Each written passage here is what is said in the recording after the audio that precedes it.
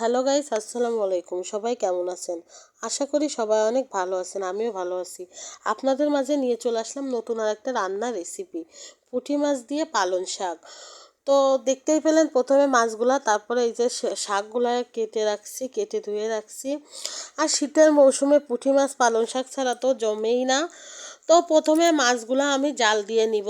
তো দেখেন মাছটা আমি কড়াইতে দিয়ে পরিমাণ মতো লবণ, পরিমাণ মতো হলুদ এগুলা দিয়ে দিচ্ছি। এবার দিয়ে দিচ্ছি পরিমাণ মতো সয়াবিন তেল। তো এটা দিয়ে ভালোভাবে মিক্সড করে নিয়ে তারপরে এর মাঝে দিয়ে দিব পানি। তো এভাবে দিয়ে পুঁটি মাছটা জাল দিয়ে নেব। আমরা সবসময়ের জন্য মাছ এভাবেই জাল দিই। আর পুঁটি মাছ যদি মনে করেন জাল দিয়ে না নেওয়া হয় তাহলে ভেজে আর কি তরকারি সেরকম স্বাদ লাগে না, যার যেভাবে খেতে ভালো লাগে।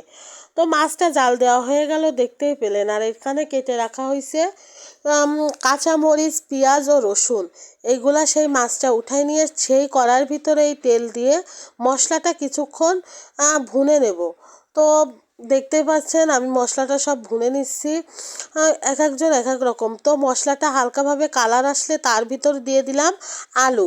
শাকের ভিতর তো আলু দিতেই হবে। আলু দিয়ে দেওয়ার পরে দিয়ে দিচ্ছি লবণ, তারপরে দিয়ে দিচ্ছি হলুদের গুঁড়া।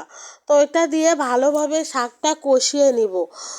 দেখতেই পাচ্ছেন কষিয়ে নিচ্ছি। এক এক জায়গায় মানুষ এক এক রকম করে রান্না করে। তো শাক অনেকেই অনেকভাবে রান্না করে। আগে একদিন একটা রান্না রেসিপি দিছিলাম, তো আজকেও দিচ্ছি। আগের দিনের ওই রান্না রেসিপিটা অন্য রকমভাবে দিছিলাম, আজকে দিচ্ছি আর এক রকমভাবে।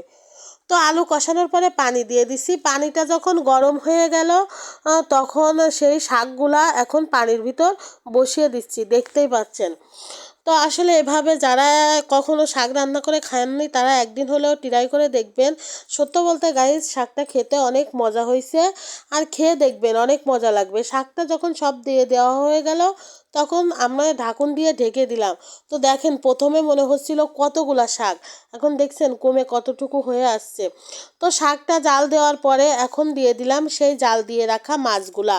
তো মাছগুলা দিয়ে এভাবে আরও কিছুক্ষণ জাল করব।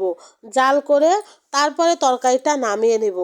তো শাকগুলা দেখতে পাচ্ছেন মাছগুলা দিয়ে দেওয়ার পরে আরও কিছুক্ষণ জাল দিচ্ছি। আমার শাকটা দেখতে অনেক সুন্দর হয়েছে। তো গাইস, ফাইনালি আমার রান্নাটা কমপ্লিট হলো। দেখেন দেখলেই বোঝা যাচ্ছে রান্নাটা কত সুন্দর হয়েছে, এমনকি খেতে অনেক সুন্দর হয়েছে।